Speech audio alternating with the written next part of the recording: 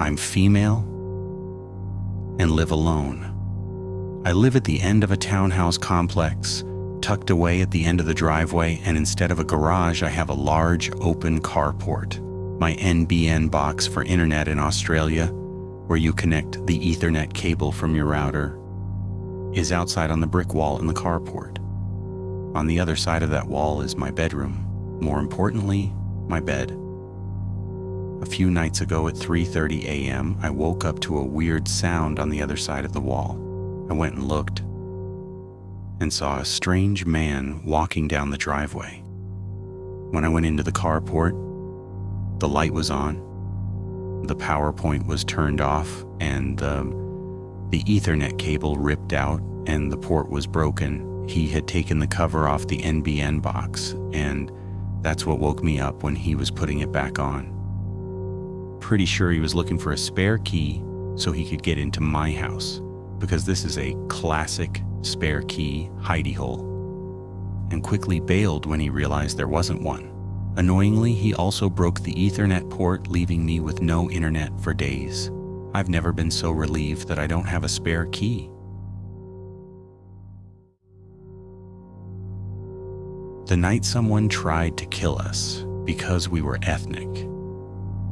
So this happened a few years ago when I was 13. My older sister Mari and I were staying over at our cousin Reese's house for a sleepover. Reese was also 13 at the time.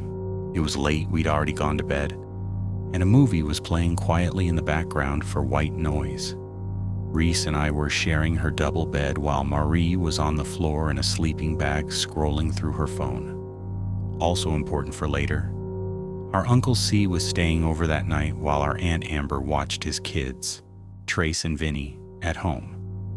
She lived with them and usually watched the boys whenever he stayed somewhere else overnight.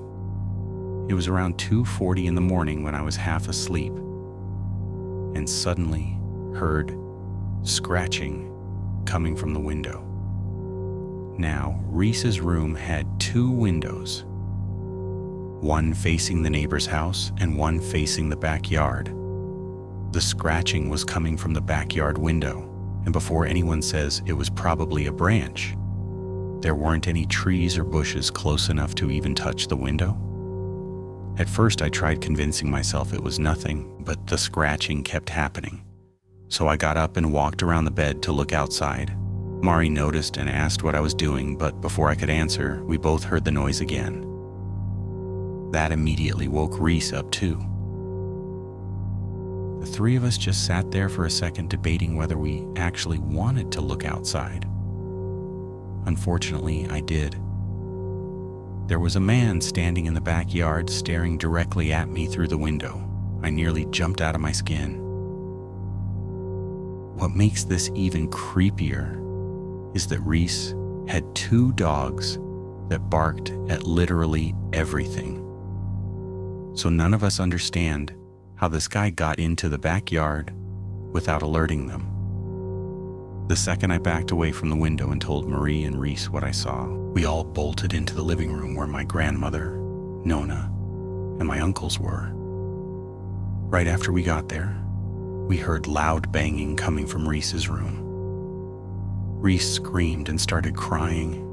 Meanwhile, I completely froze, like full deer in headlights mode. Marie was trying to calm Reese down while also explaining to the adults what happened. My Uncle D, Reese's dad, who used to be a police officer, immediately ran to his room and grabbed handcuffs, a taser, a BB gun, and a real gun. My other uncle, C, grabbed a knife. Nona called 911 while my uncles went outside into the backyard. Apparently the guy had cut open the window screen and had already cracked the actual window trying to get in. Thank God it hadn't shattered completely. My uncles ended up chasing him through the yard.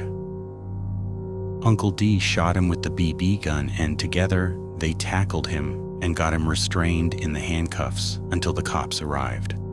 The guy fought back hard enough that Uncle C ended up with cuts all over one arm from the knife the man had been using to cut the screen. The man himself got seriously injured during the altercation too. The BB hit directly into his right eye, and at some point while they were struggling on the ground, he ended up with a broken leg as well. I still remember hearing the guy screaming and cussing my uncles out while we waited for the police. At one point, Uncle D told him, "You're gonna sit your ass down because the cops are on their way?" And the guy yelled back, "Man, fuck the cops." But the worst part was the stuff he was screaming about me and my sister. The guy kept calling us slurs like Polak and Gypsy, and at one point he yelled that he was gonna send those damn gypsies to their maker. That was the moment it really hit everyone, that this guy fully intended to hurt us if he'd gotten inside. When the police got there, one officer stayed inside talking to Nona, while the others questioned the man and my uncles outside. The cops ended up calling paramedics after they saw Uncle C's arm and the condition the guy was in. So while police were taking statements, EMTs were outside treating both of them in the backyard. According to the police report, the man had specifically targeted me and my sister because we were ethnic, and he had extremely hateful, supremacist-type views. Apparently, he'd been watching the house for over 5 weeks before that night. The cops also noted that he had multiple hate symbols tattooed on his arms. He was charged with attempted hate crime, attempted murder, attempted burglary, criminal trespass, vandalism for the damaged screen/window, aggravated assault, and resisting arrest, along with additional related weapons and property damage charges, depending on jurisdiction. At some point, while all of this was happening, Nona called my parents. They adopted me and Marie from Poland when we were 6 and 8 and brought us to America, and they immediately drove over to pick us up. Honestly, I barely remember leaving because I was still in shock. Reese ended up staying at our house for the next few nights, while her bedroom window got replaced since it had been cracked so badly during the attempted break-in. A few weeks later, we heard that the guy somehow got fentanyl in jail and overdosed in his cell. To this day, I still get weird about scratching noises near windows at night. My boyfriend has been acting terrified of me since we got back from the Appalachian Trail. I don't know what I did wrong. I need to write this down because I feel like I'm losing my mind, and putting it somewhere outside of my head might help. Dane and I have been together for 4 years. We're the kind of couple that finishes each other's sentences, that has a whole private language of inside jokes and shorthand. I know him better than I know anyone. I say that because I need you to understand that when I tell you something is wrong with him, I'm not being paranoid. I know this man. We got back from a section hike on the Appalachian Trail 11 days ago. We did about 200 miles over 3 weeks, starting in Virginia. It was Dane's idea. He'd always wanted to do a long stretch, and I had never done anything longer than a weekend trip. I was nervous. He was so excited he could barely sleep the week before we left. The first 2 weeks were incredible. Hard, but incredible. We fell into a rhythm. We'd hike until late afternoon, set up camp, cook whatever dehydrated thing we'd packed, and lie on top of our sleeping bags talking until one of us fell asleep mid-sentence. I felt closer to him out there than I ever had. No phones, no obligations. Just the two of us and the mountain. It was the 3rd week when things started to feel off. I don't know how to explain it except to say that the woods changed. Not visibly, everything looked the same trail, the same trees. But the quality of the air felt different, thicker somehow.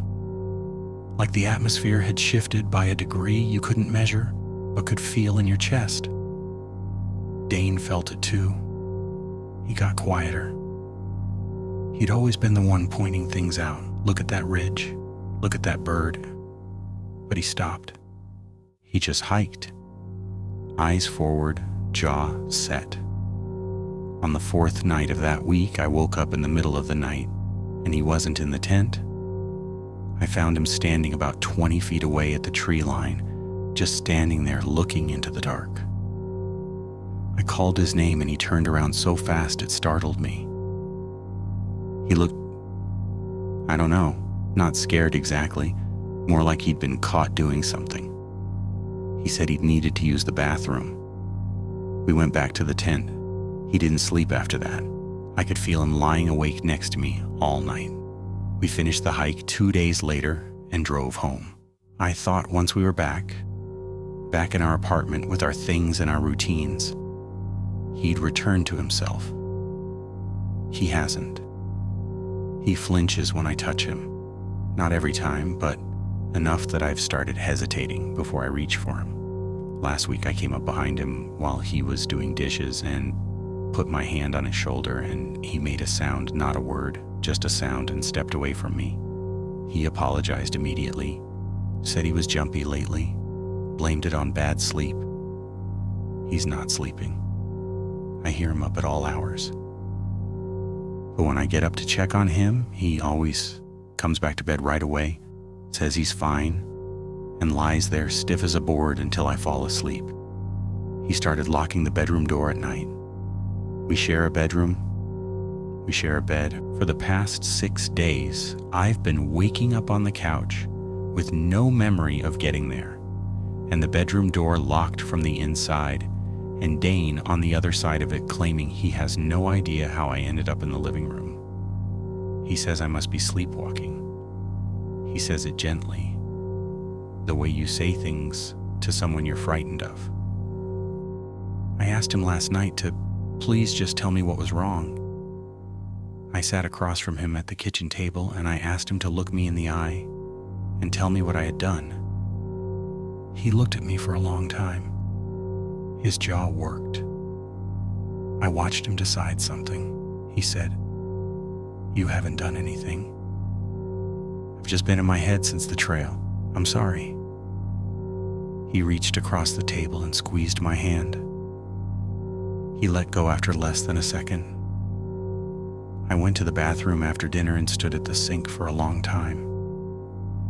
I looked at myself in the mirror. Normal. Tired. A little thinner than before the hike, but normal. I turned the faucet on and splashed water on my face. When I looked up, I was smiling. I hadn't smiled. I wasn't smiling. But my reflection was just for a second, just long enough for me to see it wearing an expression I hadn't put there, wide and still and patient. Then it was just my face again. I told myself it was the lighting, the water in my eyes. But I've been thinking about the third week on the trail, how the air changed, how I have almost no clear memories from those last 2 days of hiking. Just flashes a strange taste in my mouth. A sound like something large moving parallel to the trail just past where the trees got thick. Waking up outside the tent once with the dirt under my fingernails and no explanation. I've been thinking about how Dane stood at the tree line that night, how he looked when he turned around, the sound he made when I touched his shoulder. I've been thinking about the mirror. I've been telling myself I need to ask him what he saw on that trail, what he's been seeing since we got back. But there's another part of me quiet, patient underneath, that doesn't want him to answer. That part doesn't want him to say it out loud. I don't know what that means. I don't know if I should be scared of what's happening to Dane or scared of something else entirely. I just know that last night I dreamed about the woods, the smell of them, the dark. And when I woke up, I was hungry in a way I've never been before, a way I don't have words for. I don't know how to end this post because I don't know what I'm even asking. I guess I just needed someone else to know. I'll update when I can. Something was very wrong with the man outside the airport. I know trust your gut gets repeated constantly online, but about 6 months ago at Dulles Airport, my body reacted to a stranger with such intense fear that I still think about it regularly. About 6 months ago, my husband, 29M, and I, 24M, flew from the West Coast back to the East Coast on a red-eye. We landed at Dulles early in the morning, exhausted and kind of delirious in that weird post-overnight flight way. If you know Dulles Airport, you know the pickup situation can be chaotic.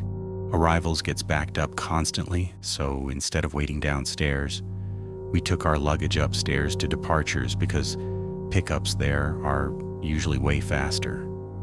It was cold outside, but after hours in airports and on a plane, the fresh air honestly felt nice. We leaned against those concrete barriers outside the terminal while my husband called his mom, who was driving from Potomac to pick us up. Traffic was bad, so we were just standing around waiting. That's when a man came over. At first, there was absolutely nothing strange about him. He looked like a completely normal late 20s or early 30s tech guy. Clean clothes, fleece vest, AirPods in, well-groomed, maybe slightly dirt nails. Honestly, the type of person you wouldn't look twice at. He told my husband he liked his jacket. My husband thanked him. Then he complimented mine too. I awkwardly said something like, "Thanks, man, you too," even though his outfit was pretty generic. He smiled and sarcastically replied, "I'm sure you do." It was subtle, but something about the tone felt slightly off. Still, none of it seemed alarming. We made small talk. He asked where we were headed, and we said we were staying with family nearby. He started talking about family too, except every comment he made had this bitter, self-deprecating edge to it. At one point, he said something along the lines of friends and family not mattering anyway. We tried being nice about it, just casual conversation with a stranger while waiting for a ride.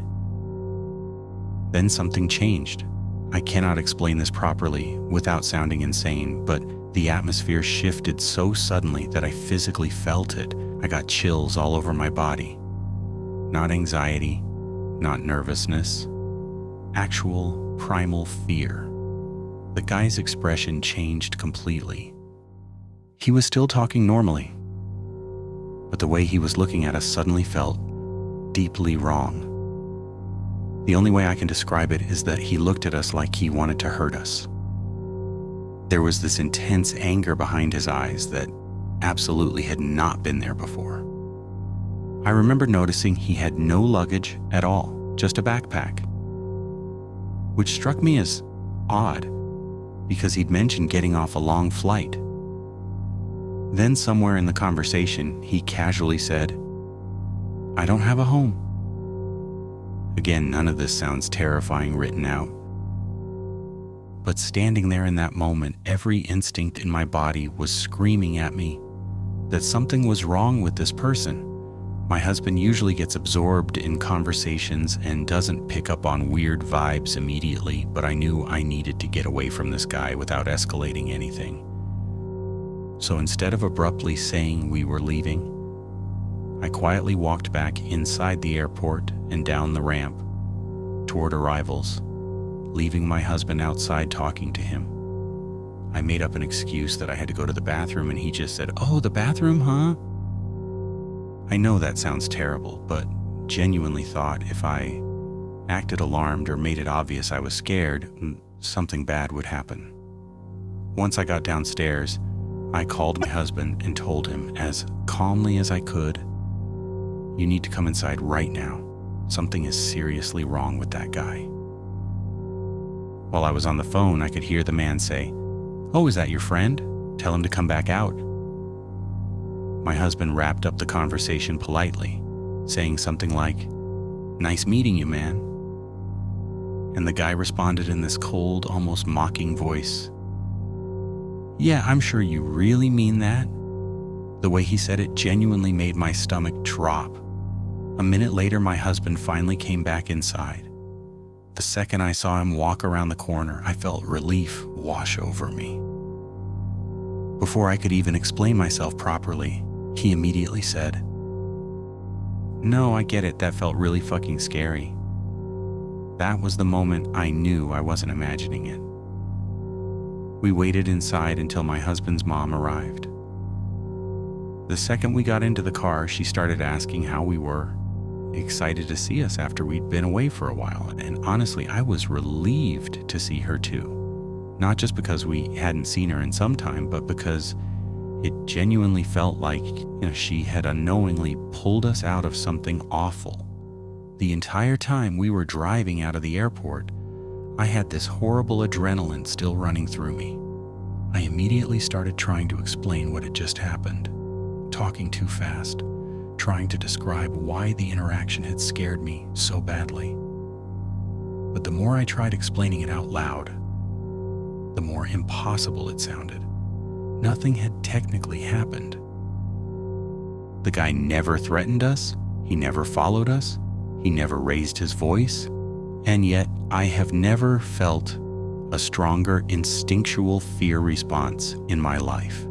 I think part of what frustrated me so much was that I couldn't properly communicate what had felt so deeply wrong about him. Not to her and not fully to my husband, although he felt it too, and honestly not even to myself. As we drove out of the airport, we passed the same man sitting alone further down the terminal. He didn't look over at us, but I remember staring at him through the car window, feeling like we had narrowly escaped something I still can't explain. So to the man outside Dulles Airport that morning, let's not meet. I knew someone I had no memories with. This happened in 2019 when I was 28 years old. I went to Greece with my mom and little sister. We stayed at a hotel for like 5 days or so, and on the first day I saw a woman around 36 years old from the same country we live in, with her partner and 3 kids. As soon as I saw her face, I felt an immediate recognition and a feeling of love come up.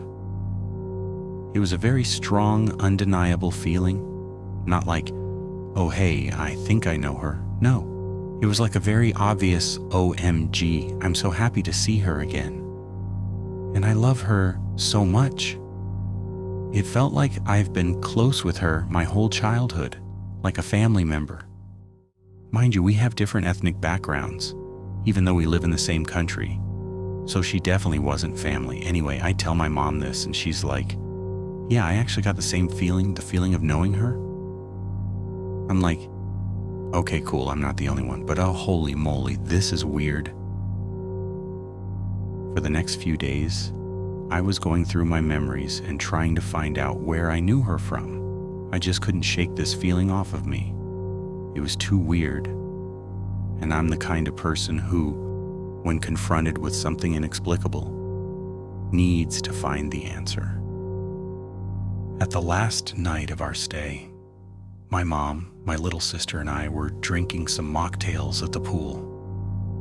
This lady and her family sat at the table next to us, and at one point her toddler started walking around and came over to our table. That's when the lady came up to us and my mom started a conversation. At this point, I'm like, okay, I need to get this off my chest, even though she might find me weird. It's the last night and I'm probably never seeing her again, so F it. I'm like, hey, so I want to say something, but I know it's really weird, so I have this strong feeling I know you from somewhere, but I don't know where I know you from. Her. OMG, I have the same feeling? Me. OMG, what? What the hell? Her, in fact, even your voice sounds familiar. I have a distinct, a little raspy voice. I've been thinking about where I know you from, but I don't know either. This is so weird. So for the next 30 minutes, we went through every possible thing where we could have known each other from, but the thing is we live very far from each other. We have very different social lives, and she hasn't been around the area I live and work in, and I haven't been to her area where she lives in, not even close to that place. We have no mutual friends. We have literally no connections whatsoever. In my mind, I concluded that we must have known each other on a soul level, because what else could it be?